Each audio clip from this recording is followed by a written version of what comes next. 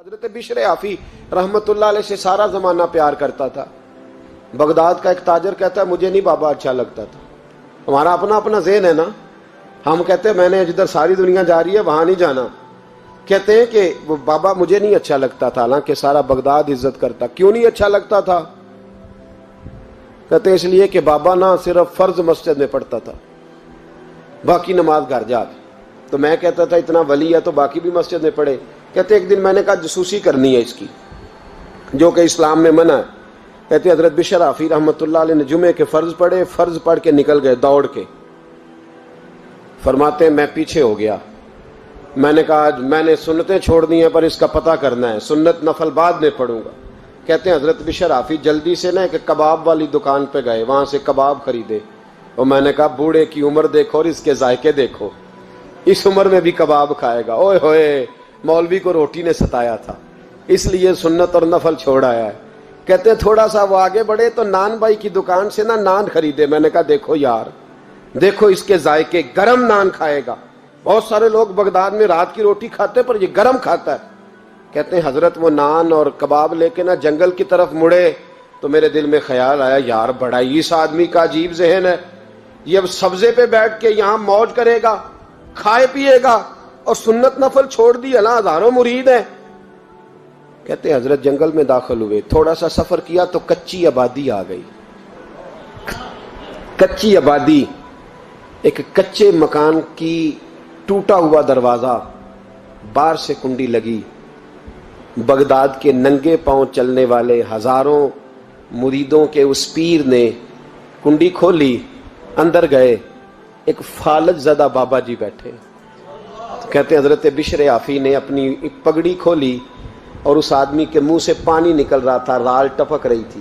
کہتے ہیں پہلے اپنی پگڑی سے منہ صاف کیا, پھر پیالے سے پانی ڈال کے منہ دھویا, پھر حضرت اس کے ٹانگوں پہ کپڑا ڈال کے روٹی کا لقمہ توڑ کے اس کے منہ میں ڈال کے کہنے لگے بابا ناراض نہ ہونا, جمعے والے دن مجھے دیر ہو جاتی ہے, ابھی تو میں نے سنت اور نفل بھی پڑھنے ہیں, ناراض نہ ہونا مجھے دیر ہو جاتی ہے. کہتے ہیں وہ بابا رو پڑا اور کہنے لگا بشر یار 14 سال ہو گئے تو روز آتا ہے. 14 سال, یہ 1 صدی کا قصہ ہے, 2-4 برس کی بات نہیں. 14 سال سے تو روز آتا ہے. میں پتہ نہیں کب تک لاش بنے پڑا رہوں گا, تو کب تک آئے گا؟ حضرت بشر آفی نے بابے کے آنسو پوچھ کے کہا بابا فکر نہ کر, آج کے بعد یہ جملہ نہ کہنا کہ تو میرے لیے بوجھ ہے. فرمایا لوگ سمجھتے ہیں کہ میں نے عبادت کر کے مقام پایا ہے, لوگ سمجھتے ہیں میں نوافل زیادہ پڑھتا ہوں, دنیا جانتی ہے کہ میری رات کی تسبیح زیادہ مضبوط ہے, پر میں ان میں سے کوئی بات بھی نہیں. میں تو تیری نوکری کرتا ہوں تو اللہ نے میری عزتوں میں اضافہ فرما دیا ہے. سوچ ہی صاف نہیں, نظریہ ہی ٹھیک نہیں, فکر ہی ٹھیک نہیں. اسلام نظریے کا مذہب ہے, سوچ کا. مسند امام احمد بن حنبل کی حدیث سنی. حضرت انس بن مالک فرماتے ہیں جب انسان نے روزہ رکھا ہوتا ہے نا تو روح ویسے ہی پاک ہوتی ہے اس کی. میں نے یہ سوچا کہ کچھ باتیں ایسی کی جائیں جس سے تھوڑی سی سوچیں بھی تبدیل ہو, کچھ سوچوں کا وضو, سوچوں کا غسل, افکار و نظریات کی بھی بات ہو. ہم سمجھتے ہیں کہ شاید کثرت عبادت اصل ہے. اقبال کہتے ہیں یہ ذکر نیم شبی, یہ مراقبے, یہ سرور, تیری خودی کے اگر نگہباں نہیں تو پھر کچھ بھی نہیں. تیری خودی کے اگر, اور پھر عام چیز نہیں کہا یہ ذکر نیم شبی, سویرے شہری کا ذکر, یہ مراقبہ, یہ جو تو گھنٹوں اللہ کی یاد میں بیٹھا رہتا, یہ سرور. کہتے بے کیف عبادت نہیں, سرور والی. یہ ذکر نیم شبی, یہ مراقبے, یہ سرور, تیری خودی کے اگر نگہباں نہیں, اگر تیرے نظریے کو نہیں بدل سکے, تیری سوچ نہیں بدل سکے, تیرا ایمان مضبوط نہیں کر سکے, تیری خودی کے اگر نگہباں نہیں تو پھر کچھ بھی نہیں. اور خرد نے کہہ بھی دیا لا الہ الا اللہ تو کیا حاصل, دل و نگاہ, دل و نگاہ, دل و نگاہ اگر مسلمان نہیں تو پھر کچھ بھی نہیں. دل و نگاہ. اقبال کہتے ہیں ایک دل کا کلمہ پڑھ, دوسرا نظر کا کلمہ پڑھ, ان پہ پابندی لگا. دل و نگاہ اگر مسلمان نہیں تو پھر تو کچھ بھی نہیں, کچھ بھی نہیں. حضرت انس بن مالک کہتے ہیں میں حضور کے پاس بیٹھا تھا, حضرت عبداللہ ابن عمر بھی بیٹھے تھے. کوئی بات ہو رہی تھی, ایک حجرے میں بیٹھے تھے, دروازے پہ دستک ہوئی. مسند امام احمد میں حدیث ہے نبی پاک علیہ السلام نے فرمایا انس دروازہ کھولو، دروازے پہ وہ بندہ ہے جس کو اللہ بغیر حساب کتاب جنت عطا فرمائے گا، وہ بندہ ہے دروازے پہ۔ حضرت انس بن مالک کہتے ہیں میں نے دروازہ کھولا تو بندہ دیکھا، غریب سا ایک انصاری صحابی، اور بندہ بڑا سادہ، وضو تازہ کر کے آیا ہے تو پانی کے قطرے داڑھی سے بہہ رہے ہیں، اور چمڑے کے جوتے اس نے لپیٹ کے تو بغل میں چھپائے ہوئے، آ کے اتحیات کی حالت میں بیٹھا، حضور سے دو چار باتیں کی، چلا گیا۔ ہم اس کا رنگ دیکھتے رہے اور مصطفیٰ کا کرم دیکھتے رہے۔ اس کو حضور نے جنتی کہا ہے۔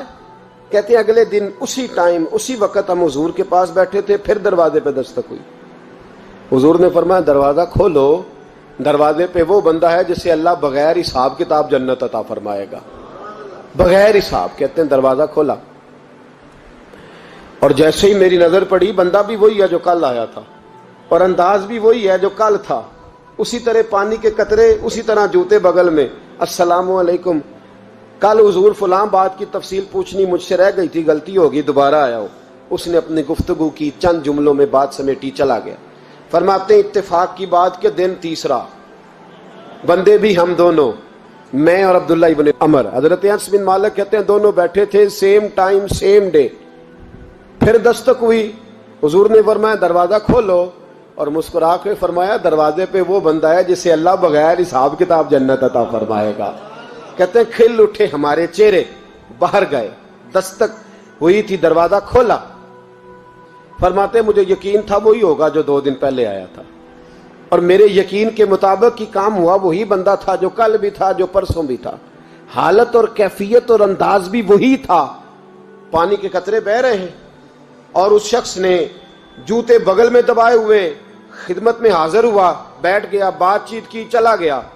حضرت انس بن مالک کہتے ہیں تھوڑی دیر ہوئی تو حضور بھی تشریف لے گئے۔ حضرت عبداللہ ابن عمر مجھے کہنے لگے یار ویسے کتنے اس کے نصیب ہیں، کتنے نصیب ہیں، کوئی آیا لے کے چلا گیا، کوئی آیا لے کے چلا گیا، کوئی عمر بھر بھی نہ پا سکا، میرے مولا تجھ سے گلا نہیں، یہ تو اپنا اپنا نصیب ہے، یہ تو اپنا اپنا، اور نہ کسی کے حال پہ طنز کر، نہ کسی کے غم کا مذاق اڑا، وہ جسے چاہیں جیسے نواز دے، یہ مزاج لطف رسول ہے صلی اللہ تعالی علیہ وسلم۔ کہتے ہیں ہم لوگ گفتگو کرنے لگے، عبداللہ ابن عمر مجھ سے کہنے لگے یار ویسے پتہ کرنا چاہیے یہ کون سا عمل کرتا ہے، پتہ کرنا، جیسے ہم نہیں پتہ کرتے کہ یہ بندہ بڑا چمک گیا، پتہ کرو کون سا کاروبار کرتا ہے، ذرا اس کی جاسوسی تو کرو۔ اور بندے بھی بڑے سمجھدار ہیں، وہ سائیڈ بزنس نہیں بتاتے، وہ کہتے ہیں وہ جو میرا علیحدہ ہے وہ نہیں بتانا، کہیں یہ نہ شروع کر لے۔ حالانکہ انسان کے پاس جو خوبی، جو اللہ نے اسے دولت دینی ہوتی ہے، وہ اپنا اپنا نصیب ہوتا ہے، وہ گھر میں بیٹھے بھی اللہ عطا کر دیتا۔ وہ کہتے ہیں کہ پتہ کرو کیا عمل کرتا ہے، تو حضرت عبداللہ ابن عمر کہتے ہیں میں اس کے پیچھے ہو گیا، اس سے سلام لی، تو میں نے کہا مجھے 2-3 دن کے لیے مہمان بنا لو گے، مان نہ مان میں تیرا مہمان، 2-3 دن کے لیے مہمان بنا لو گے؟ تو کہتے ہیں مجھ سے کہنے لگا کوئی گھر میں جھگڑا ہو گیا، کیونکہ پڑوس میں تو تمہارا، قریب ہی تو تمہارا گھر ہے، میرے مہمان بننے کو جھگڑا ہے؟ تو میں نے کہا چلو ایسے ہی سمجھ لو، پر مجھے مہمان بنا لو۔ کہتے ہیں میں 3 دن اور 3 راتیں اس شخص کے ساتھ رہا، وہ کتنا صدقہ کرتا ہے میں نوٹ کرتا رہا، نماز کتنی پڑھتا ہے، اس کا کیا، میں چاہتا تھا کہ وہ عمل مجھے ملے۔ اس کی برکت سے مصطفیٰ نے اسے 3 مرتبہ جنتی فرمایا ہے تاکہ وہ کیفیات مجھے بھی ملیں۔ حضرت عبداللہ ابن عمر کہتے ہیں کہ میں نے کوئی خاص چیز نہیں دیکھی، وہ عشاء پڑھتا تو فجر تک بستر پہ کروٹیں لیتا، اور میں الحمدللہ اٹھ کے تہجد بھی پڑھتا، نوافل بھی پڑھتا۔ کہتے ہیں وہ 1 سپارہ پڑھتا، میں 3 پڑھتا۔ فرماتے اس نے 3 دنوں میں کھجور بھی صدقہ نہیں دی، کہ کھجور بھی، اور میں نے بڑے بڑے غریبوں کی مدد کی۔ میں کہنے لگا کہ عمل تو میرا زیادہ ہے اس سے، پھر خوبی کیا ہے؟ خاص توجہ کرنا، اسلام اور دین کا جو فکری اساس، جو فکری اساس ہمیں صحابہ نے دی۔ حضرت عبداللہ ابن عمر کہتے ہیں میں نے تیسرے دن اسے کہا بھائی اللہ تیرا بھلا کرے، تو نے بڑی خدمت کی، میں نے جانا ہے میرا کوئی جھگڑا نہیں ہوا تھا، میں تو بس تیرا عمل دیکھنے آیا تھا کہ تو عمل کیا کرتا ہے۔ تو وہ صحابی کہتے ہیں مجھے کہنے لگے یار تو میرا عمل دیکھنے آیا تھا، مجھے بتا تو صحیح کیا نے، اور کیوں دیکھنے آیا میرا عمل، تجھے کیا ضرورت پڑی میری جاسوسی کی؟ تو کہتے ہیں مجھ سے جب اس نے سوال کیا تو میں نے اس کو کہا بھائی تو 3 دن آیا نا ہم بیٹھے ہوئے تھے؟ کہا ہاں میں آتا رہا ہوں۔ کہا 3 دن نبی پاک نے فرمایا اللہ تجھے بغیر حساب کتاب جنت عطا فرمائے گا۔ تو میں چاہتا تھا کہ میں ذرا جاسوسی کروں، ذرا دیکھوں، کھوج لگاؤں کون سا ایسا عمل ہے، آپ بھی ذرا دھیان دیجئے گا، کون سا ایسا عمل ہے، حالانکہ تو عشاء پڑھتا ہے اور اٹھ کے فجر پڑھتا ہے، میں تہجد بھی پڑھتا ہوں، تیرا سپارہ 1 ہے میرے 3 ہے، کون سا ایسا عمل ہے جس کے سبب تجھے جنت ملے گی؟ کہتے ہیں وہ صحابی کہنے لگے یار کوئی ایسا عمل نہیں، کوئی شے نہیں، میں اس قابل ہی نہیں، من نانم کے من دانم، جو میں ہوں مجھے پتا ہے۔ کہا پھر کوئی بات تو ہوگی، تیری مہربانی بتا دے، میں نے 3 دن 3 راتیں محنت کی ہیں، بتا دے۔ کہتے ہیں وہ کہنے لگے اگر تجھے بتاؤں نا تو پھر سن، میں جب رات کو سوتا ہوں تو اپنے دل پہ نظر ڈالتا ہوں، اور سویرے جب اٹھتا ہوں تو پھر اپنے دل پہ نظر ڈالتا ہوں، موبائل پہ نہیں، کنجی پہ نہیں کہ چابیاں کدھر ہیں، بٹوے پہ نہیں، میں رات کو سوتے ہوئے بھی اپنے دل پہ نظر ڈالتا ہوں، سویرے اٹھتے ہوئے بھی میں سب سے پہلے اپنے دل پہ نظر ڈالتا ہوں۔ فرماتے ہیں الحمدللہ میرے دل میں کسی کا حسد نہیں ہے، کسی کے بارے میں کوئی کینہ نہیں ہے، کوئی کسی کے بارے میں میل نہیں، میں اللہ کے ہر بندے کے بارے میں سوچ، نظریہ، فکر اچھی رکھتا ہوں۔